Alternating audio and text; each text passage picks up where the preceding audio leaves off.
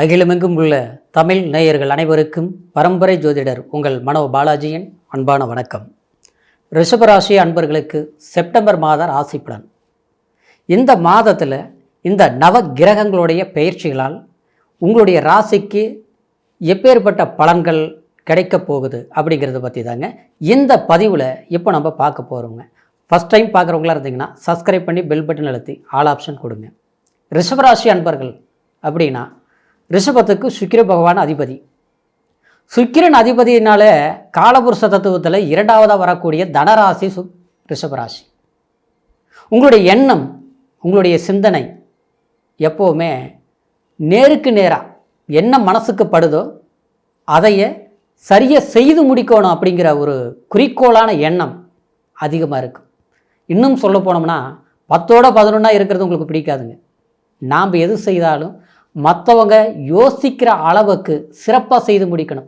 அது வேலையாக இருக்கட்டும், நம்மளுடைய குடும்ப சூழ்நிலைகளாக இருந்தாலும் சரி, மற்றவங்க மதிக்கிற அளவுக்கு நம்ம இருக்கணும்னு நினைப்பீங்க. அதே மாதிரி ஒரு வீடு கட்டினாலும் சரி, ஒரு வண்டி வாகனம் வாங்கினாலும் சரி, அது மட்டும் கிடையாது. அதாவது உங்களுடைய ஒரு ட்ரெஸ் வாங்கினா கூட மற்றவங்க எந்த கடையில் வாங்கினீங்க அப்படின்னு கேள்வி கேட்டும் தெரிஞ்சுக்கலாங்கிற அளவுக்கு தான் நீங்கள் எந்த ஒரு விஷயத்தையும் சிறப்பாக செய்யக்கூடிய ராசி ரிஷபராசி. ஆனால் அன்புக்கு கட்டுப்பட்டவங்க. பாசம் ஒருத்தர் மேலே வச்சுட்டிங்கன்னா அளவு கடந்த பாசம், அது குடும்பத்தில் இருக்கிறவங்க மேலே. தாயினா ரொம்ப பிடிக்கும், சகோதரினா முக்கியத்துவம் கொடுப்பீங்க, கட்டிய மனைவினா கண்காளாமல் பார்த்துக்குவீங்க. அது பெண்ணாக இருந்தாலும் கணவருக்கு முக்கியத்துவம் கொடுப்பீங்க.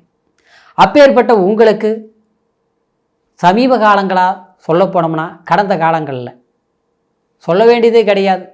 உங்களுடைய வாழ்க்கையில் நல்லது கெட்டது எல்லாமே சந்திச்சிருப்பீங்க. இழப்புகள் சந்திச்சிருப்பீங்க, அப்படின்னா பண நெருக்கடிகளை சந்திச்சிருப்பீங்க. இன்னொன்று சொல்ல போனோம்னா நம்ம யாருக்கிட்ட அன்பு வச்சோமோ அந்த இடத்துல ஏமாற்றங்களை சந்திச்சிருப்பீங்க. இந்த மாதிரி எல்லாமே சந்தித்து வந்த நமக்கு இந்த செப்டம்பர் மாதத்துலையாவது ஒரு மாறுதல் கிடைக்குமா அப்படிங்கிற ஒரு எதிர்பார்ப்பில் இருக்கக்கூடிய உங்களுக்கு நவ கிரகங்கள் உண்மையிலேயே சொல்லப்போனால் அற்புதம். காரணம், சனி 11ஆம் இடம் லாபஸ்தானத்தில். ஏன்னா உங்களுக்கு சனி பகவான் 9ஆம் அதிபதியாகவும் 10ஆம் அதிபதியாகவும் வரக்கூடியவர் 11ஆம் இடம் லாபஸ்தானத்தில். அருமை. இன்னொரு விதத்தில் பார்த்தோம்னா 11ஆம் அதிபதி குரு தனஸ்தானத்தில் 2ஆம் இடத்துல.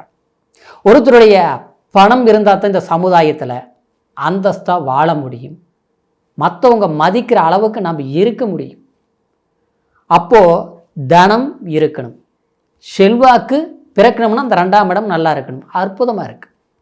இன்னொரு விதத்தில் பார்த்துட்டோம்னா சுக்கிரன் உங்கள் ராசிநாதன் 3ஆம் இடத்துல, உபஜயஸ்தானமான 3ஆம் இடத்துல இருந்து, அதாவது 4ஆம் இடத்திற்கு பெயர்ச்சியாக போகிறாருங்க.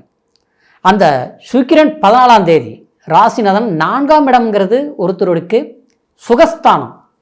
அப்போது கடந்த காலத்தில் முயற்சிகள் எடுத்தோம், முன்னேற்றங்கள் கிடைக்கல, ஏன்னா சுகஸ்தானத்தில் கேது உட்கார்ந்து இருந்தார். அப்போது அந்த கேது இருந்ததுனால மனசில் எல்லாம் இருந்து நிம்மதி இல்லையே. எல்லா வேலைகளும் செய்து ஒரு வேளை பிரேக் ஆனதுனால இந்த மற்ற வேலைகள் எல்லாம் நின்று போச்சு. கஷ்டப்பட்டு நம்ம பாடுபட்டு வர வேண்டிய பணம் கை வந்து சேரல. ரொம்ப நாளாக செய்த வேலை, இருந்த வேலை பிரச்சனையாகி போச்சு. இப்படி இல்லாமல் சில கடுமையான கஷ்டங்களை, மன உளைச்சலை கண்டிப்பாக சந்திச்சிருப்பீங்க சமீப காலமாக. ஏன்னா கேது சுகஸ்தானத்தில் உட்காரும்போது எப்படி இருக்கும்னா, எப்பேற்பட்டவங்களையும் அப்படியே வந்து ஒரு பூ, மல்லிகை பூவில் ஒரு ஊசி குத்துன மாதிரி, அதாவது மனசை காயப்படுத்துகிற மாதிரி. நல்லா அன்பு வச்சுருப்போம், ஒருத்தர் மேலே ரொம்ப பிரியம் வச்சுருப்போம், அவங்களுக்கு நம்ம எல்லா விஷயங்களும் பார்த்து பார்த்து செய்து கொடுத்துருப்போம். ஆனால் எல்லாமே பலன்களை அனுபவிச்சுட்டு நம்மளை குறைய சொல்லிட்டு விலகி போயிருப்பாங்க, காயப்படுத்தியிருப்பாங்க, கஷ்டப்படுத்தியிருப்பாங்க. அதனால் நீங்கள் நஷ்டம் கூட பட்டிருப்பீங்க. எல்லாத்த விட நஷ்டப்பட்டதை கூட உங்களை பொறுத்த வரைக்கும் பெருசாக நினைக்க மாட்டீங்க. ஆனால் காயப்படுத்திட்டாங்கன்னா அந்த நாள் தூங்க மாட்டீங்க. சிறு விஷயம் இருந்தால் கூட அதை அப்படியே யோசித்து நம்மளை தவறு செய்யாத தவறுக்கு செஞ்ச மாதிரி நம்மளுக்கு ஒரு வேற சொல்லிட்டாங்களே அப்படிங்கிற ஒரு வருத்தங்கள் உங்களை கஷ்டப்படுத்தியிருக்கு. ஏன்னா சூரியன் அந்த இடத்துல வந்து உட்கார்ந்துருந்தது. 2ஆம் அதிபதி கேதோடு இணையும் போது, அதாவது தனக்காரகன், தனஸ்தானத்தில் குரு இருக்கிறது சுபம், ஆனால் தனக்காரகன் அந்த கேதோட சேர்க்கை பெற்று இருக்கிற போது அந்த இடத்துல பார்க்கும்போது எல்லாம் இருந்தும் அந்த இடத்துல ஒரு கசப்புங்கிறது. ஏன்னா கேதுங்கிறது ஞானக்காரகன். ஒன்று வேண்டான்னு சொல்கிறது, இல்லையா இல்லை எல்லாமே பார்த்து செஞ்சு எல்லாமே என்னை காயப்படுத்திட்டாங்க வெறுத்து போகிறது, இல்லை எனக்கு எல்லாமே வெறுத்து போச்சு. அன்பு போய் இந்த உலகத்தில் ஒருத்தர் மேலே பாசம் வச்சா போய், பெற்றவங்க கிட்ட நம்ம உண்மையாக இருந்தது போய், நம்ம கட்டினவங்க கிட்ட கூட, அதாவது குடும்ப வாழ்க்கையில் கூட நம்மளை புரிஞ்சுக்காதவங்க என்ன போய் அப்படின்னு நினச்சி ஒரு மனசளவில் வருத்தப்பட்டார் ரிஷபராசி அன்பர்கள்.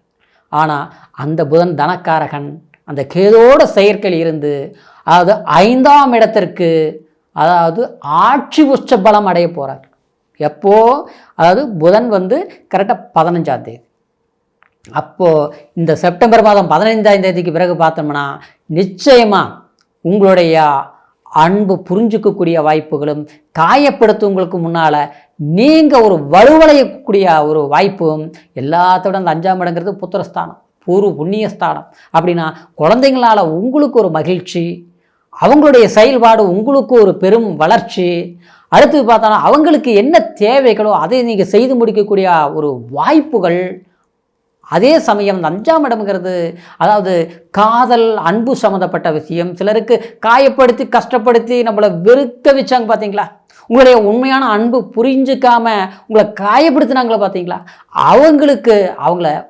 அவங்களுக்கு புரிய வைக்கக்கூடிய ஒரு வாய்ப்புகள் அமையும் உங்களால்.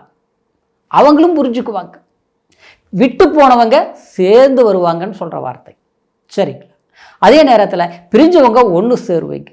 அது குடும்பமாக இருக்கட்டும், அது வந்து ஒரு அன்பு சம்மந்தப்பட்ட ஒரு வாசமாக இருக்கட்டும், அதே மாதிரி கூட்டு சம்மந்தப்பட்ட ஒரு தொழில் ரீதியாக இருக்கட்டும், எல்லாத்துக்குமே அதுக்கு ஒரு ஒன்று இணையக்கூடிய ஒரு வாய்ப்பாக கண்டிப்பாக அமையக்கூடிய ஒரு சந்தர்ப்பம்.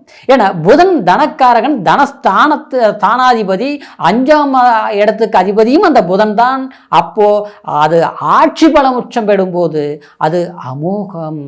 எல்லாத்துக்கும் அந்த 5ஆம் இடத்துல இருந்த செவ்வாய் 13ஆம் தேதி கண்டிப்பாக, அதாவது உங்களுக்கு கஷ்டங்கள் கொடுத்ததுக்கு 5ஆம் இடங்கிறது ஒரு விதத்தில் பார்த்தோம்னா அந்த செவ்வாய் வந்து கன்னி செவ்வாய், கடலும் வத்தி போகும் சொல்லுவாங்க. அப்போது அந்த செவ்வாய் 5ஆம் இடத்துல சில பேர்களை பார்த்தோம்னா கர்ப்ப வலிகள், அதாவது குழந்தைங்களால் பிரச்சனை வர்றது, உடல் ஆரோக்கியம் வயிறு சம்மந்தப்பட்ட சில கோளாறுகள் ஏற்படுறது. அடுத்தது பார்த்தோம்னா நம்ம குலம் சார்ந்தவர்கள், நம்ம ஊருக்காக உபதேசம் பண்ணோம், சொந்த பந்தத்துக்காக நல்லது பண்ணோம், கோயில் கும்பாபிஷேகம் பண்ணோம், நல்ல விஷயங்கள் செய்தோம், ஊருக்கு ஒரு முகஸ்தியாக நம்ம இருந்தோம், ஆரம்ப காலத்திலிருந்து இருந்தோம், நாம்ளும் அதை தான் செஞ்சுட்டு இருந்தோம். தன்னுடைய சுயநலம் கருதாமல் மற்றவங்களுக்காக நல்லது செஞ்சோம். ஆனால் எனக்கு கெட்ட பேர் ஆகிப்போச்சு. நாம் கெட்ட செய்யலை, செஞ்சும் நல்ல பேர் கிடைக்கலன்னா பரவாயில்ல, இன்றைக்கி நமக்கு கிடைக்க வேண்டிய பேர் அடுத்தவங்களுக்கு கிடைக்கும். எல்லாம் செய்து முடிக்கக்கூடிய நேரத்தில் சின்ன விஷயத்தில் ஒரு பிரேக் ஆகி அது செய்ய முடியாமல் போகிறது பொது சேவைகள், புரியுங்களா? அது மட்டும் கிடையாது. அதாவது இது வந்து ஒரு குடும்ப சம்மந்தப்பட்ட விதத்துலையும் சில குழப்பங்கள் உருவாக்குறது, மற்றவங்களால வம்சாவளியினால் பூர்வீக சொத்துனால பிரச்சனைகள் வர்றது, இந்த மாதிரி பிரச்சனைகள் வந்திருக்கும். அப்போது அந்த இடத்துல வந்து என்ன ஆச்சு, 11ஆம் சனி பார்வை அந்த 5ஆம் இடத்துக்கு படும்போது அந்த இடத்துல பிரச்சனைகள். ஒரு கோயில் குளத்துக்கு போகலாம்னாலும் சரியாக போக முடியல, ஒரு தேவாலயங்களுக்கு போய் மனசார சாமி கும்பிட்டு வரலாம் அப்படின்னு நினச்சா இப்போ போகலாம் அப்போ போகலாம், அப்படியே போயிட்டு வந்தாலும் ஒன்றும் வித்தியாசம் தெரியல, இப்படிலாம் நினைப்பாங்க ரிஷபராசிக்காரர். இந்த மாதிரி சூழ்நிலைகள் மாறக்கூடிய ஒரு சந்தர்ப்பம் தான் அந்த செவ்வாய் கரெக்டாக வந்து 13ஆம் தேதி 6ஆம் இடத்துக்கு பயிற்சியாக போகிறார். 6ஆம் இடத்துக்கு பயிற்சியாக 2ஆம் இடத்தில் இருக்கக்கூடிய குரு பகவான் 5ஆம் பார்வையா 6ஆம் இடத்தை, கடன் பிரச்சனை கவலையப்பட வேண்டாங்க சரிங்களா. சிலர் இல்லாமல் ஒரு அரசாங்கம் ஒரு எக்ஸாம் எழுதுற 1 மார்க்கில் போயிடுச்சு, ஜஸ்ட்டில் போயிடுச்சு, மிஸ் ஆகி போச்சு, கண்டிப்பாக இந்த டயத்தில் உங்களுக்கு வாய்ப்புகள் அமையும். ட்ரான்ஸ்ஃபர் எதிர்பார்க்குறது உங்களுக்கு கண்டிப்பாக கிடைக்கும். முதல்ல தள்ளி போயிட்டு இருந்தீங்களா, ஓகே ஆயிரும். அப்புறம் வேலை இழப்புகளை சந்தித்தவங்களுக்கு வேலை. ஆனால் 6ஆம் இடங்கிறது உழைப்பு, நோய் நொடி பிரச்சனைகள் இருந்தாலும் சரியாயிரும், மருத்துவ செலவுகள் இருந்தாலும் சரியாயிரும். கண்டிப்பாக சொல்கிறேன் பாருங்கள், இது ஒரு மாற்றத்தை கொடுக்கக்கூடிய ஒரு மாதமாக உங்களுக்கு அமையப்போகுது இந்த செப்டம்பர் மாதம். இப்போ நான் சொன்ன பலன் கோச்சாரம். கோச்சாரங்கிறது அதாவது சந்திரனை ராசியை மையமாக வச்சு சொல்லக்கூடியது. அதே சமயம் லக்னம் தான் விதி. ராசிங்கிறது மதி, நம்மளுடைய மனம், நம்மளுடைய எண்ணம், நம்மளுடைய எதையை நோக்கி நம்மளுடைய மனசு பயணிக்கும் அப்படிங்கிறத வச்சு தான் இந்த ராசியை வச்சு பலன்களை சொல்கிறது. ஆனால் லக்னங்கிறது விதி, எது கிடைக்கணும்னு இருக்குது, எது நடக்கணும்னு இருக்குது, நமக்கு எப்போ கிடைக்கணும் அப்படிங்கிறது, அதாவது இந்த பிரபஞ்சம் நமக்கு கொடுத்து ஒரு கணக்கு போட்டு வச்சுருக்கும் இல்லையா, அதை தெரிஞ்சுக்கக்கூடியதான் லக்னம். அப்போது பிறவி ஜாதகத்தை ஒரு முறை பார்த்துக்கணும் இல்லைங்களா. ஒவ்வொருடைய மனிதனுக்கு பிறவி ஜாதகம் அந்த தசாபுத்திகளை வச்சு தான் நம்ம முழுமையான பலன்களை தெரிஞ்சுக்க முடியும். அப்படிங்கிறதுனால உங்களுடைய ஜாதகம் ஒரு முறை பார்த்துக்குங்க. நம்மக்கிட்ட பார்க்கணும்னு நீங்கள் விரும்புனீங்கன்னா கீழே இருக்கிற நம்பருக்கு ஃபோன் செய்து உங்களுடைய பிறந்த தேதி, நேரம், ஊர் இது மூடையும் தெரியப்படுத்தி உங்களுடைய முழு ஜாதக பலன்களை தெரிஞ்சுக்கிட்டு புதிய முயற்சி எடுங்க. கண்டிப்பாக ஆச்சரியப்படுற அளவுக்கு அற்புதமான வளர்ச்சி அடைவீங்க. வாழ்த்துக்கள். மீண்டும் அடுத்த பதிவில் சந்திக்கிற வரைக்கும் நன்றி, வணக்கம்.